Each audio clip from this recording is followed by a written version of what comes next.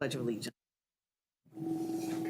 I pledge allegiance to the flag of the United States of America and to the republic for which it stands, one nation, under God, indivisible, with liberty and justice for all.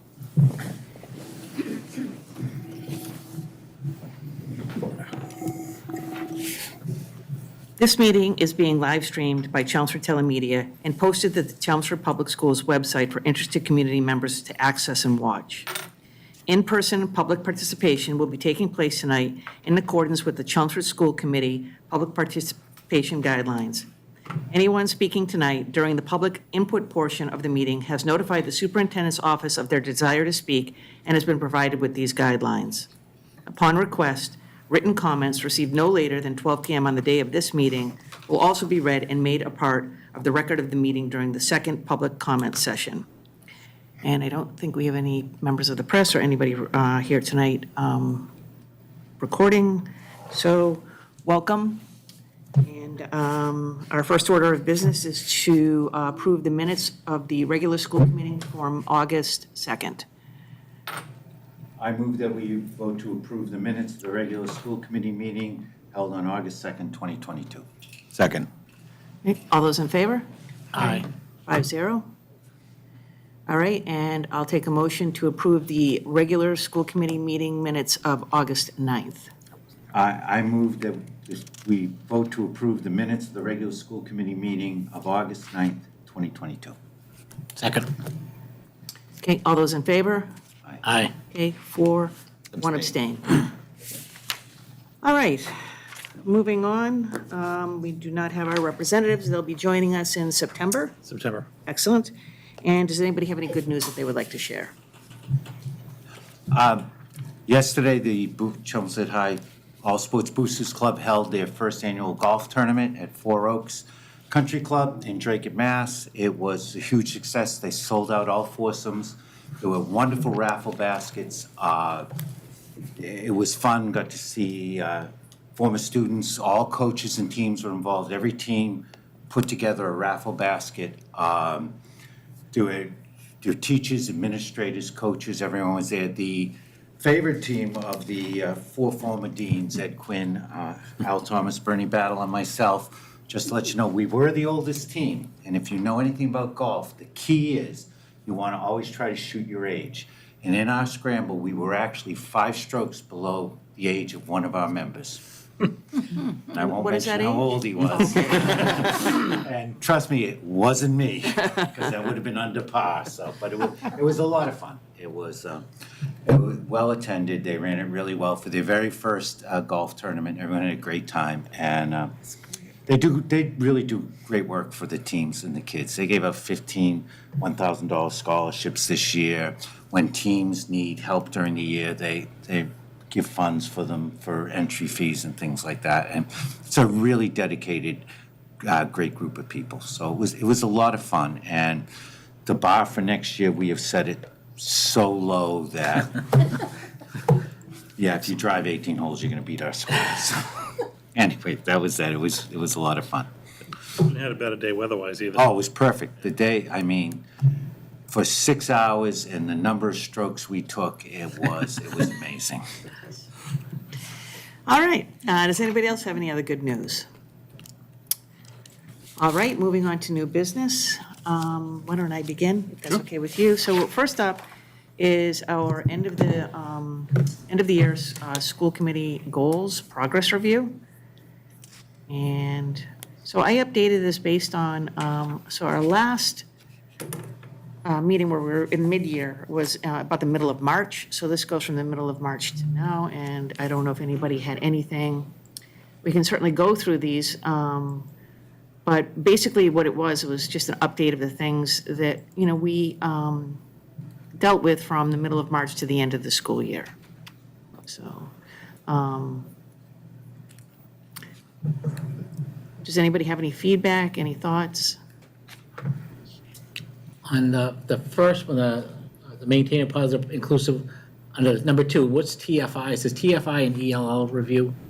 It's TFI. Yes, so, it's an acronym. I know, that's right. I didn't know. Tiered ELO. something. So that would be from one of our DESI reviews, Okay. right? So we are in the middle of one for L, so we get one for special ed, sometimes we get them for all different things. Right now, we're in the tiered something, I want to say it's tiered something focus, don't quote me. And that is our review to make sure that we're following all of our progress for ELL students and providing them with everything that's necessary. Okay, so it's related to ELL? Yes, this one's related to ELL. We Okay. just finished that up. And we're waiting for some results. Okay, great. Just one acronym I didn't Yeah, recognize. I have to think on it. Yeah.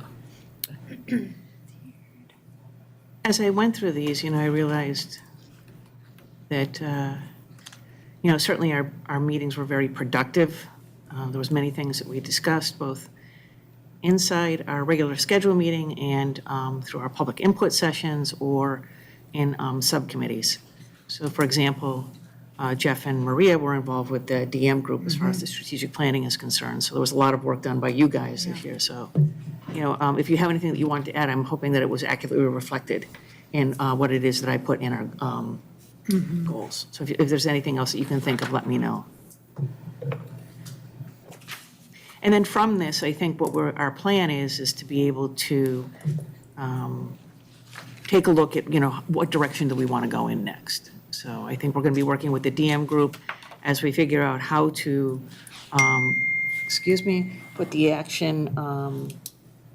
put an action plan together based on our strategic plan. And we also want to take a look at whatever goals among these that we may not have completed or completed to the extent that we would like, and use those as part of our plan for the next year as well. So both this and the strategic plan will drive our next set of goals. All right, thank you. And when it's similar to mine as well. I think this is just good to kind of do the mid-year check-in, the end of the year check-in. We upload these to the website, so just years down the road, we could actually look and, for continuity purposes, see what we started the year with for goals, and then how we report it out, and we do always adjust. So, it's a good practice and a good way to kind of close out 2021, 21, 22, before we start 22, 23. Were you going to say something? No, I just, I think I've said before what I thought. I think we're moving slowly on some of these and need to get a little faster on at least that last one. And it's coming up. We're going to get a chance to do that when we create our goals and move it forward. That's the way it works. As I've been putting together the agendas with the superintendent and I took a look at our goals, one of the things I think I began to appreciate was how much COVID and everything related to COVID, really infiltrated, for lack of a better way to put it, our meetings and, just all of the business that we had to take care of from, March of 2020 till now. And it seems almost weird, that, I almost feel like our agendas in some ways feel very light, but I realize because there's so much missing because of COVID, like. It's not missing. Yeah, no, it's not missing, you're right. I'm not missing it. Sure. But do you know what I'm saying? Like, it just, it's really amazing. And I think that, I know that, going forward, we're starting the year as if it was normal, for lack of a better way to put it, but, it still feels a little foreign in some ways to be doing it. So, does anybody have any other thoughts? All right. Same with mine. The second item on the agenda this evening was just to show my document. This is the document, again, that just kind of sets out our first year goals. We did the mid-year report out, and this is the final ones. I alluded to most of these when we did the year in review for my evaluation at the last meeting, so nothing really substantively changed. It's just also a good closure document that we'll post to the site and be able to track progress in the future. All right, anybody have any questions? What's that sound?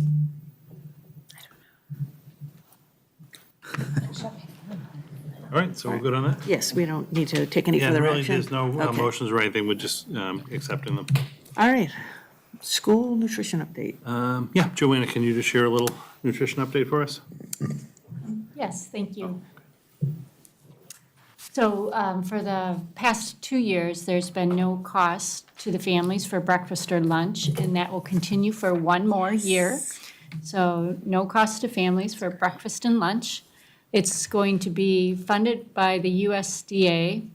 They've returned to their free, reduced, and paid model, and then the balance is being picked up by the Commonwealth of Massachusetts. That was voted in this fiscal '23 state budget. So for one more year, families will receive that benefit.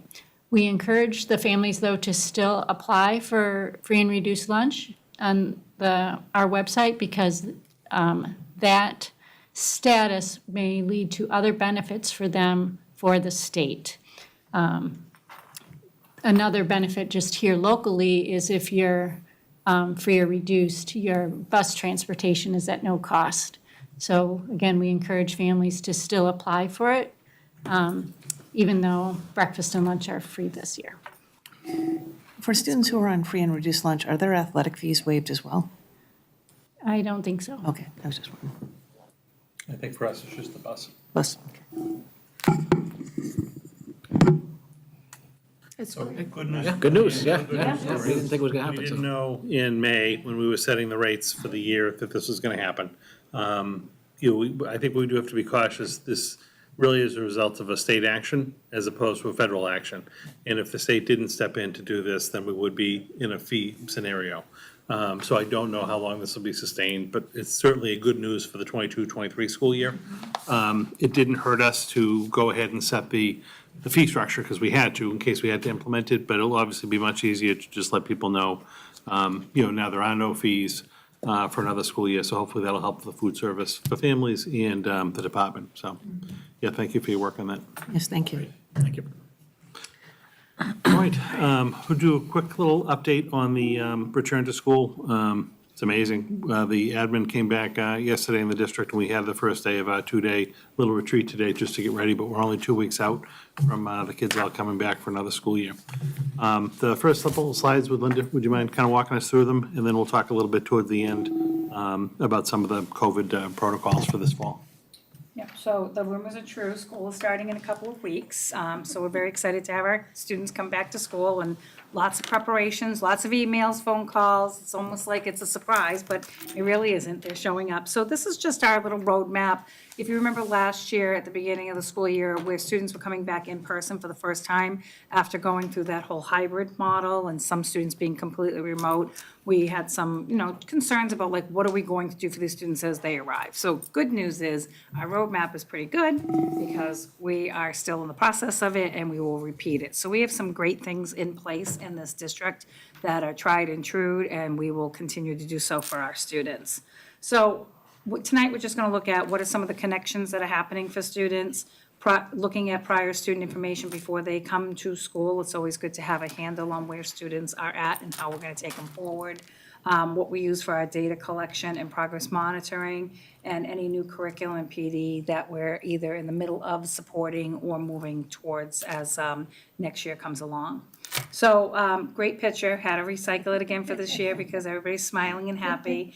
This is actually at the Center Elementary School. They go and visit every kindergartner and give them a book at their home. So Jay got to go on some of those wonderful trips with both Principal Phil Reeder and Assistant Principal Omobono, and these kids are thrilled. Even the little ones get a book if they happen to be home.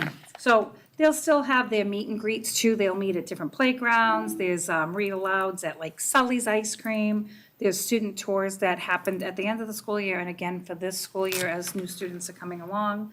The mentoring programs will continue. The high school has an excellent mentoring program for our freshmen. They come to school for that first day without any of the other students in the building, meet up with their mentors, get the lay of the land, find out what's happening.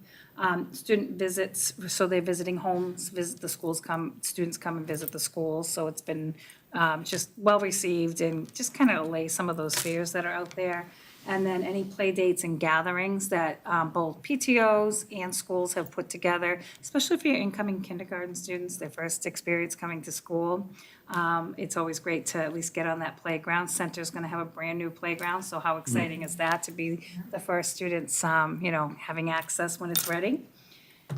For our prior student information, some of these are probably not new to you.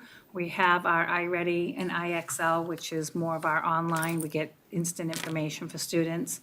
Dibbles is used as a screening tool for our K-1 students. RAN is also one of the tools that we use for screening students for any dyslexia, so that we can support those students if they seem to look like they're at risk. All of our non-conforming groups that don't have like an iReady, IXL, or Dibbles have common assessments in each of the departments. So that could be a writing assessment, it could be an oral assessment, it could be, if it's music or art, it's usually some type of project-based assessment for students. And then teachers obviously have their individual, daily, unit, weekly type assessments, as well as the anecdotal records. This past year, we implemented some changes in grading practices, which included having the categories at the middle school level. So that was successful to give us a little bit more information of if a student, if it was more of an academic or behavioral piece for students. And then I have bolded here attendance. That's going to be a big thing to look at. We lost a lot of teaching time, students being sick and out for the 5 days with COVID. We're obviously going into another school year where attendance is on our mind, because we know that if students are not in school, how are they going to access their academics? So there's going to be some focus on different ways to help students when they're not in school or not attending school, not necessarily because they're sick, but they weren't here. So hopefully, as we're going back into a second year of in-person, some of that will shake out on its own, but we will probably have to have some targeted assistance for some of those families and so those students that are not in school for other reasons other than being ill. And then for curriculum, all of our pacing guides, Sylvi, have been updated. That's a summer task across the board for everyone. And this was the first year that we had the SEL curriculum in place, both Second Step and Character Strong K through 12. And we'll continue support with that as the teachers are implementing that in their classroom. Last year, as we talked about even in your goals, we started with the DEI work, both with the school committee, the administrators, and the teachers. During our retreat today, we just talked about like where we've been, and starting tomorrow, what are we going to do next? So our next steps, because that is an important initiative that will be ongoing probably through the rest of our tenure, right? Because that's always going to change, and make sure that we're addressing all of our, students that need that type of support, and to make sure that we're looking at our curriculum materials, as well as even notifications that are going out. We were talking a little bit about that today, making sure that they're, appropriate, and moving forward with some of the inclusive practices that are necessary for families as we continue through. And then we have continued curriculum adoption. We don't tend to stop after a year, so we are still supporting our foundations, our FPC classroom reading program. And this year, we'll be piloting, it's in our curriculum adoption process, even with our strategic plan, but without the strategic plan, we also have a curriculum adoption calendar. So as certain groups are coming forward. So next is mathematics, believe it or not, because their last curriculum adoption was in 2011. When we changed over for the standards, we did some of the updates, like the 2008 update for math expressions and big ideas, but they are next on the curriculum adoption process. So Dr. Vavon is starting that whole group to start doing some piloting of different programs so that we can make an appropriate choice when it comes time for a new curriculum product for our K through 8 teachers, and possibly 9 and 10. I'll talk about that with you later. It's going to cost a little bit more. And then, yes. Could you go back one slide, please? Yeah. Just for people who might be watching from home, can you explain what a pacing guide is? Sure. So there's two things. We talk about pacing guides and syllabi. So pacing guides are for all the content areas. We do it by month. So August and September, this is where you would be, these are the stories you would start with, or the mathematical concepts, social studies, they have topics, and then science has domains. So it basically plans out what units of study the students will be doing for those months, so that they can then assess the students, have conversations about the materials, and then it moves on to the next 2 months. So it's set for the whole year. So is But this teachers, I'm sorry, is this a formally it's almost like a, curriculum map? it's Formally like known a as curriculum map. Okay. It's almost like the old scope and sequence. Yes, Right? yeah, curriculum For map. those of us Yes, that yes. remember Yeah. those terms, Yeah. the old scope and sequence. So we put that apart, we set that up with the teachers ahead of time, and then make the tweaks, because if we realize something took a little bit longer than it normally would, but it at least gets everybody on pace so they can have conversations about the different curriculum products that they're using.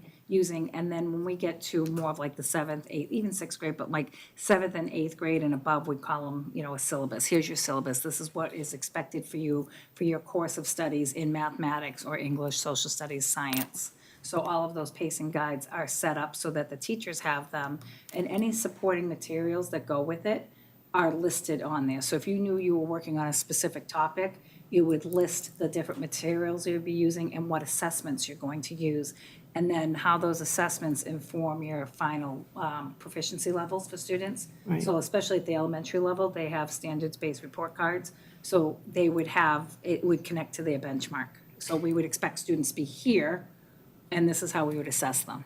As part of all of that, is there rubrics in there for students to be able to access for each of their assessments, or? Yes and no. I mean, for your writing rubrics, those are all in there, but for some of the other ones, it's usually like either an iReady assessment or something else that the teachers are Okay. using, but it's connected. I can show you an example of what a pacing guide looks like, and it's set up, I mean, it's pretty, like it's set up in columns, so especially if you're an elementary school teacher teaching 4 subjects, you would have a column for each of your subject areas so that you quickly can access it and quickly find out what materials go with that. Yep. And what assessment you're going to use connected to your benchmark. What standard you're teaching to? Correct. Yeah. And then how you're going to assess if the students have made it to that benchmark. Okay. And then we, like I said, we make those, that's a fluid, like, internal document, although we do post them online for elementary for the benchmarks and what they have, but the actual pacing guide's internal, so we can just change it around as necessary. Okay. Because sometimes they'll find, like, this would go better with, like, say, for example, if you're looking at literacy, it might work out that it'd be better to teach that unit here because the students are working on a social studies topic that actually would go with those stories. So you'd want to connect and link your curriculum together. Yeah, I think, for most parents who have kids in school or have had kids in schools, it's not just a kind of a willy-nilly approach to teaching, but it is good for, I think, people to understand the depth of planning that goes into, what happens over the course of the school year. Right. So maybe you have to take a look at a pacing guide sometime. Yep. Just so people can see, Yeah, we can what's walk you involved. through one. Even like this summer, so they had to work really hard on the fact that we now have the writing mini lessons books that go with the Fontes and Pinnell classroom. Well, those lessons have to connect to the stories, so that has to be pulled out and add to the pacing guides, so that the teachers aren't, constantly looking for where's this, what's that, so they can follow along. Who puts all of the pacing guides and all of these things together? So usually, the department coordinators. Okay. Yeah, with the input from what they receive from teachers, if something isn't working out, or they needed to move around some of the different stories or domains, like, or mathematics needed to stay a little bit longer on one of the domains of math, they might have to extend it out, so they put that all together. Okay. All right, thank you. Those are completed already, so those are already completed. And then, like I said, we're gonna continue with our PD and on DEI, because that's an important topic, as well as not only supporting the current programs we have some in-class coaching that's coming our way, and PD, as well as piloting a new mathematics program, which would be great. Before we go on, did anybody else have any other questions? On the pacing guide, do you revisit that on a regular basis throughout the year?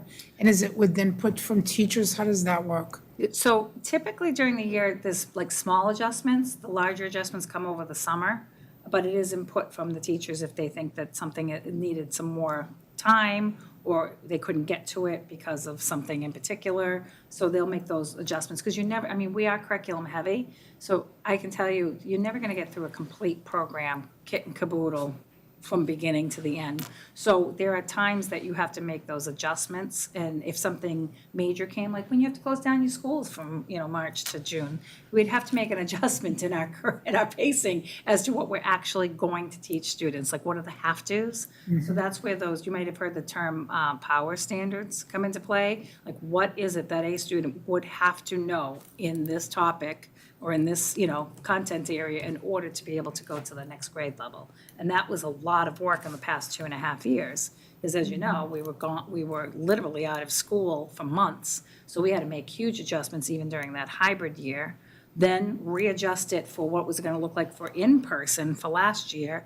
And now here we are, like, is everything gonna be regular? Let's go back to see what worked in the past, but where are our current students? So you have to look at the data, like where are students, what can they do when they're walking through the door? So it's do that. yeah, I was just thinking of the recent announcement about the increase in MCAS scores Yeah, in order that's to gonna be great. graduate. Yep. And how that impacts, this kind of preparations with our students and their levels, so. That's going to be big for our current freshmen right now. However, right on their heels are our 8th graders and 7th graders, right? So that's going to take several years to adjust. But right now, the high school is going to have to take a look at what's going to be happening for those students. They're upping the score, like the standards are still the standards, but they're upping what they consider it to be, meeting the standard. But there is going to be some adjustments going to have to be made at the high school level. Yes, I would think so. It'll be interesting. So, speaking of MCAS, and I know I actually have that on there for maybe the next meeting to talk about what the implications are of this. The new change? Of the new change, yeah.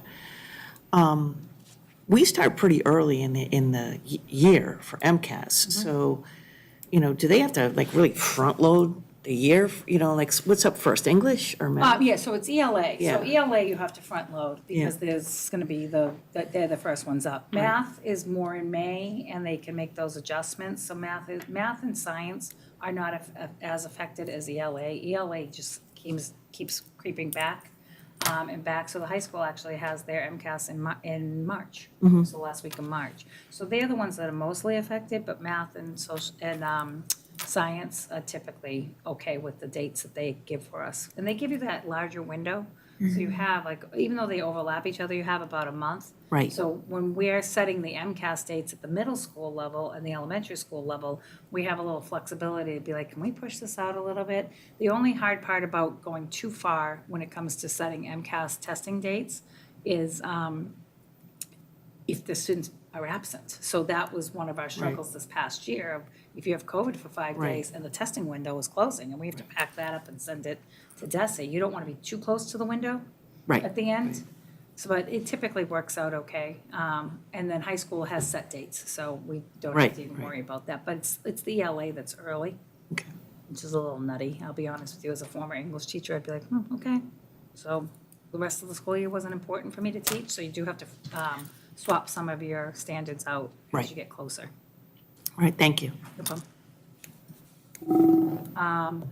So moving forward, additional supports, we had some great success with putting in interventionists at the middle school level for ELA and math. That was great. That was super helpful, especially with like a new reading program too. They could pull groups together to do reading groups, and having a math interventionist. This was brand new, but we want to continue with that. So we put that into next year's grants. Both Kelly Rogers and I sat down actually it was this week, it was Monday, and finished out our grants to make sure that we had the monies for that. We started that paper program last year, and we had some good success with it, but we'd like to see it increase some more.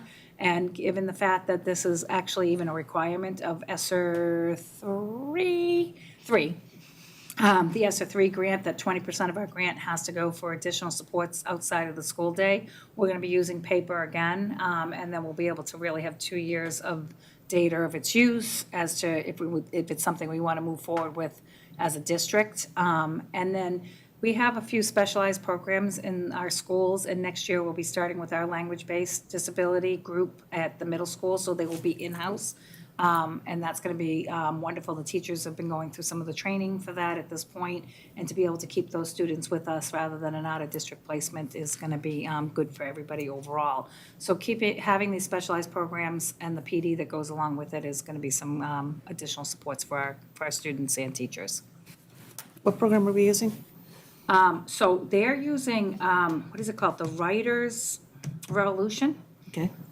So I actually just downloaded the book to listen to until my book comes in, because that's me. I have to read and listen to it at the same time. So they're going to be using those specific strategies for language-based students. Okay. I can loan you a copy when I'm done, if you're interested. And that is it for just welcome back to school, and we're going to, it's going to be great. We're excited. So to shift into a few of the kind of health and safety protocols that we're going to have in place, the DESE and Department of Public Health issued some guidelines over this past couple of weeks pertaining to the start of school. Sorry, I forgot I was in You're charge. my flipper. I totally forgot. I was like, I'm done. So we did receive that, and we had a couple of conference calls to figure out the implications. And I know Donna had kind of alluded to earlier, this is going to be kind of a more normal going back to school year. We're going to be starting the school year similar to how we ended it with regard to protocols around COVID. So one of the things that has not changed is there is no masking requirement. Back in February, we went mask optional, and that actually persisted through the spring. And there still is no masking requirement, with the exception of when you're in the health offices at the schools. And that's very similar to being in a hospital setting. So if students or staff are visiting the school nurse, they'll have masks to give them, but you will have to wear a mask when you're in the nurse's office. Other than that, masking is discontinued. However, we, fully allowed it to be individual staff and student choice last fall, and we were going to maintain that. And we're going to support individuals who still elect to wear a mask. That actually worked out very well for us last spring at all levels, elementary, middle, and high school. We had some staff and students that right through the end of the last day of school wore masks, and they were supported in that decision. So it will be a personal decision. We'll maintain that. DESE has discontinued all of the different testing programs that were in place. So we will not have pool testing. We do still have a number of the testing kits, so we're talking with Peggy about what to do with those. We may maintain a little batch just in case we would ever have some type of an outbreak or something, or need to make them available to students or staffs come this fall. But we will not be having that test kit program, contact tracing, or test and stay. Test and stay actually went away for us in February, so obviously that is away. The only thing that we're really going to have to monitor and watch as we go back to school this fall, it was effective August 15th, still maintaining that anyone who tests positive for COVID does still need to isolate and stay out of school for 5 days. So that has not changed. So the 5 days begins at either symptom onset, if you're not feeling well, that would be day one. If you happen to test, if you were not symptomatic and you happen to test and you were positive, then that's your day one. But anytime someone tests positive, we're going to be messaging that they should be reaching out directly to the school nurse, as they have in the past. The school nurse will help figure out the isolation quarantine period for those 5 days, but that is in effect. So we don't have any close contacts anymore in the guidelines. If you do test positive, you may return to school on day 6, technically, or anywhere 6 to day 10. You didn't wear a mask for days 6 through 10 if your symptoms have improved and you no longer have a fever. So you can come back to school on day 6 if you're fever-free, your symptoms are improving, and we're going to ask that you wear a mask for days 6 through 10. If you don't have one, we'll have them available in the schools. We still have an abundance of masks and hand sanitizer galore. So there is no shortage of that, so we still have that in the buildings. This was an interesting little twist. So if you do test positive for COVID and you're out for your 5 days, which you have to be, if you choose to test on day 6, and this would be by yourself, the school would not be doing this. But if you do actually test negative on day 6th, you are then not required to mask for days 6 through 10. So again, that was a little twist in the latest guidelines. I don't know how many people are actually going to test on day 6, but technically, if you do test on, day 6, 7, 8, 9, or 10, whatever day you test beyond day 5, you technically do not need to wear a mask. I think most of our staff and students, if they test positive, if they're out for the 5 days, and then they're they're fever-free and they're feeling better, probably are not going to test. They're just going to wear the mask for days 6 through 10. But there is that little caveat that if you do test negative in days 6 through 10, then you technically do not need to wear a mask for the duration. Oh, okay. Again, where the close contact guidelines have gone away, there really is no quarantining if you're a close contact, whether you're a family member or someone within the school setting. Regardless of your vaccination status, whether you're vaccinated or not vaccinated, there are no close contacts anymore. And anyone who just happens to be exposed to what we would have formerly considered a close contact, as long as they remain symptom-free, are able to attend school.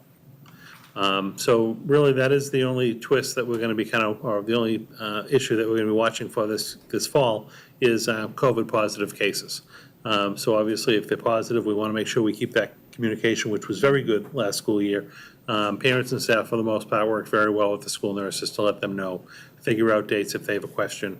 The Board of Health would help us if there's ever a dispute about days or if a family needs assistance or anything like that. But those are the cases we'll be monitoring and making sure that staff or students, are out of school for the 5 days and don't come back until day 6 if they do happen to test. But if they come back on day 6 and they're feeling better, that they maintain that mask for day 6 to 10. They also had, which I just included in the packet, I know obviously we're not going to click on all these links, but this is up on the website in case parents wanted to access it or staff wanted to access it, different back-to-school pamphlets and materials around COVID. So just wanted to share that with you. But we're looking forward to the staff and students coming back. It's coming quick. The schools, the cleaning is in very good shape. We're kind of wrapping up all of our final touches this week. The cleaning companies typically work from the back of the school to the front, and they do classrooms to the corridors. So when I was in the schools last week, they were starting on the corridors, which is kind of like the end game. So once that's done, all the classrooms are getting set up. We typically allow the staff to come in a week early, so they'll be able to access their rooms as of next week if they want to do any kind of setup and things like that. So the schools are starting to be a little hub of activity. So I'm looking forward to that. Obviously, we have orientation on Monday, the 29th, and then the children return on Tuesday. So we're getting ready for another school year. It's going to be a good one. Happy to answer any questions. Just a couple things. In terms of numbers, especially the little grades, are those looking good still? I know K and 1 are always the ones that we... Yeah, they are. So the only school that we had the uptick in numbers was the Byam kindergarten, but that actually has held true since the second registration in April. So we did add the additional kindergarten teacher. So yes, those numbers are solid, and the other 3 schools have not peaked up. So we'll be able to maintain 5 sections of K at Byam, 4 at the other 3 schools, and we should be in good shape. I know was it K numbers was low to start with? K numbers were low to Never start. went up? Not as much as you would have thought they would have. No, because we had a really light spring registration, which typically doesn't happen. But we are still receiving enrollments, but we're not hitting the point where we typically would trigger a 5th class. I think we should be good to start the school year. And our first grade numbers are fine. They're kind of stagnant. They really haven't moved too much. We typically get a handful of kids that come in 6th grade, come in 1st grade. Other than that, it's just move-ins and moves out of town that we're monitoring. Are the grade levels fine? I know. Yeah, the only other, I sent you an email about this one. The only other one that we've been monitoring all spring and trying to keep the numbers down was the disparity still between the 2 middle schools where we still have the 258 models. The 5th and 6th grade at McCarthy was still running high in the high teens, 200 plus, in the teens, which was going to have class sizes start in like the 26, 27. We even had some 28s given that. That was after we allowed kids to voluntarily go to Parker if they wanted to. And I really didn't want to start out the year that way, so I did talk to Principal McPhee and Assistant Principal Calabrese about a week or so ago and said, why don't we go ahead and add an extra section at 5th and 6th grade over there. So what it basically will be is two total teachers, one to teach math science, one to teach ELA social studies. So it'll still maintain that teaming that we have, but the teachers themselves are going to teach 2 5th grade classes and then 2 6th grade classes. So that'll be the anomaly. The kids won't know any different because they're going to have the same teacher for, one teacher for math science, one for ELA social studies. It's just the teachers are going to be off cycle, so they're going to have 5th and 6th grade at the same time. But basically, if you take the 217, 218 kids and divide it by 9 instead of 8, that knocked their class sizes to start the school year down to under 25. So we've got some 23s, 24s, and 25s. And I think that's just for the 1 year before we really do the realignment. I think it was better to start the school year off that way. So we did do that one other addition. We hired those, or we are in the process of hiring those teachers? Yeah, they're in the process now. Okay. We had some open postings already for some middle school positions, so we were already attracting a candidate pool. So we already had a pool of candidates to be working from. So I would anticipate in short order those positions will be filled. Yeah. My other question was just transportation-wise, how are we doing? I have my numbers. So as of today, we had 2,961 riders. Normally, we have about 3,400 students ride the bus. So while I would have liked to have the number be 3,400, we still are anticipating, about 400 more families making a decision over the next couple of weeks if they'd like to ride the bus. We will have 29 buses this year. Remember, last year we went down to 27 to help out everyone due to the shortage of bus drivers and just more predictability. We're going to go with 29. And bus passes will be mailed out this week, as we said in the flyer. So if you want to stop by and help us stuff envelopes, we'll be mailing out the bus passes this week. So thank you. Great. And food, as Joanna mentioned earlier, the food is going to be free, so we're kind of gearing up for that for this school year. I think we're in good shape. I really do. We've got a lot of, last minute hiring and things like that going on, but that's not unusual in a, any given school year. Professional staff, I think we're doing, very, very well with. And by Friday, I think we'll actually, because all the admin are back this week and they're kind of fine tuning things, we'll get a report of all open positions in the district, and I'll let you know where we're standing before we go into the weekend. In line with that, what's happening this year on bus drivers? Has the company reported anything, or how are we doing in terms of available drivers for buses?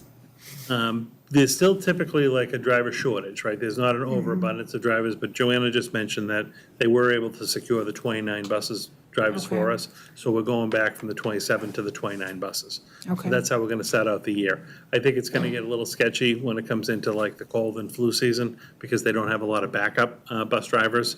But that's something we're just going to have to stay up on. And like any given year, if we only have 28 bus drivers to run that day, we have to merge a couple of routes. We just need to make sure that as soon as we find that out, we're communicating as quickly as we can with parents and letting them know. And at least it's a positive sign that we're starting out the year with the 29. We're back to our regular full fleet, and that's what the bus routes are predicated on. So again, at this point, I'm feeling pretty good about that. How about substitutes? How are we doing on that? Do we have a pool of people we turn to? How are we? We do. We're actually starting the year just about where we ended the year last year. So we have a pool of day-to-day substitutes, who fill in for like just a daily teacher absence or a para absence or something like that. So we have a group in HR that kind of works on that. They typically will reach out first to anyone who's worked with us in the past, have them come back in, do new background checks, all that stuff, make sure that they still want to work for us. We advertise constantly, trying to refresh that pool, because sometimes that is a group that ultimately will get hired to be a teacher. So if you don't get hired to be a teacher, sometimes then you're available to your sub. Again, the market in our area and across the state is difficult attracting staff. So oftentimes, people who would have been day-to-day subs are able to, if they have a teaching license, get a teaching degree, or be a long, oh, yeah, or be a long-term sub, you know? Student taught So- sub, permanent sub. Yeah, and there's a lot of, teachers, I don't want to say younger, but like a lot of students even coming out of college who try to get that first teaching that first teaching position. And if they're not successful, they oftentimes will look to be like, say, a para for the year. And that para pool kind of fills up based on that. So these next couple of weeks are going to be busy as far as onboarding and verifying staff. It's not unusual. And we're starting again about the same as we started last fall. I am curious to see, we increased our day-to-day sub rates, so I am interested to see if we're a little bit more competitive on that front. I think it's going to certainly make the people who've already worked here happier, but I'm wondering if that's going to be a tool to attract some more people to us. But it is just so competitive in the area, getting day-to-day subs. So I'll let you know if we have any issues, but we're starting out the year about the same as we ended. Okay. And I guess the last thing would be the personnel report. Yep, so the last item for me tonight is just the personnel report for the month of July. And again, this is a report that comes from our HR office and just details the new individuals we've been able to hire into the district throughout July. It's actually the August report that's going to be pretty big. You'll see that one when that one comes through. We had a couple of additional resignations, and then at the very bottom, we had a few existing staff just transfer to different positions within the district. So that's what an assignment change is. So again, this just kind of gives you that crosswalk of positions in the comings and goings of the district. Does anybody have any questions? And that's all I have. All right, thank you. So moving on to liaison reports, does anybody have anything? I know yours came under good news, so thank you. All right, for new items, does anybody have any requests for reports or updates? I have a couple. Dennis, did you have Yeah, one? I know we just got a new policy update from MASC on clothing and hairstyles. So, and I know there was one back in February that came through. So maybe just throw that on the agenda, just to take a look at those and see how they match up with what we have now and see if we need to make I any didn't see changes. that one. When did that one come through? Which one, the clothing one? Clothing and hairstyles? Oh, two weeks ago? Yeah, it was like a week ago, maybe? From Yeah. MASC? Yeah, policies for student dress and student. 8/11? Yeah. Was it 8/11? And, yeah, will one of you mind just forwarding it to me? And then I'll take a peek at it, and we Yeah, can certainly yeah, put and then that there on. was some in February, and there were just updates on non-discrimination policies and harassments. Okay. We maybe take a look at those too. Sure. Sent to you now. All right, does anybody else have anything? So I'm actually glad you brought up MASC, because we get the MASC updates, and I encourage everybody to take a look at them, but if you've looked at them over the last couple of weeks, there's some common themes. One is the teacher shortage, the other is COVID and the return to school, and the other is DEI and SEL. So COVID we've already covered, all right? Teacher shortage, it's everywhere, right? And, but I do think that, it is something that we should be talking about, because we certainly want to retain the people that we have. All right, the staff that we have is invaluable to us, and we don't want to lose them. And then the third thing is the DEI, SEL. And then, so coming up, we've talked about having ideas, give us some direction, so maybe an update on that at some point in the next few meetings. And then the other is, that's getting a lot of attention, is SEL. And maybe a discussion about what it is and what it isn't. So for example, what is our goal at the elementary level? Because I think sometimes there's some misconceptions out there about, what are we teaching? And I think it would be good for us to cover that at some point, so that if people do have questions, they can hear directly from us. Even though we've, certainly done it through our spotlight on the schools and whatnot, but a more condensed update, I guess, for lack of a better way to put it. So, Yeah, I mean, that is exactly what, like, at the elementary level in particular, I think last year, each of the four kind Right. of touched on, like, their own social emotional programming. That's where a lot of, like, the student behavioral expectations comes up, and the Pride Paws. Pride and- Paws, and all right. of that type of stuff. Right. But yes, I mean, we certainly can put together like a little schedule of presentations. That would probably fall in like Shannon Bischoff's. Love to have wheelhouse Shannon and- come, yeah. And just talk in general about like SEL in the district and Right. the umbrella and what it means. Right, exactly. All right. Okay. Yes, Is it okay? absolutely. At the middle, what we're gonna go through in terms of, changing the whole middle school structure. Do we have a timeline or anything for, when you're gonna have these meetings, who are gonna be the individuals in the groups that you're gonna be talking with and so on? Some sense of that in the next couple of meetings on what's coming up? Yes, by the if we next couple of can? meetings, sure. I mean, between now and probably like Labor Day, I'll be just kind of internally figuring out a little Absolutely, plan. yeah. But by early September, I can share that with you, so that That you would can be kind of good. see a timeline for the year. That's fine. Yeah, That's no, great. Certainly. All right, does anybody have anything else that they would like to say? I have one more Yes. thing, because there's been a sighting, and I'm putting it up on the board right now. I think Oh, we gee. found the winning team of the golf tournament from yesterday. Nice. And there they are. Well, that was the first tee when we were still in competition. Oh, okay. Still Because tied for first. everybody's in competition on the first tee. Yeah, then we teed off and it was downhill from there, literally. I love That it. was when one of my partners, when it was golf path only because of the dryness, took his golf cart off the path, so it automatically shut off. So you had 4 old guys pushing a cart up the hill to get it back on the path. And that was after our drive, so we would have been fun to follow. I would tell you. But that was, and Kurt, Jeff, and Jason were behind it. We played the holes together. They played behind us, so they got a lot of laughs. We just wanted to have the evidence behind the fact that you were really there, so. I was, yeah, Make it's sure- good. I made your whole. Yeah. Excellent. Thank you, thank you. This is lovely.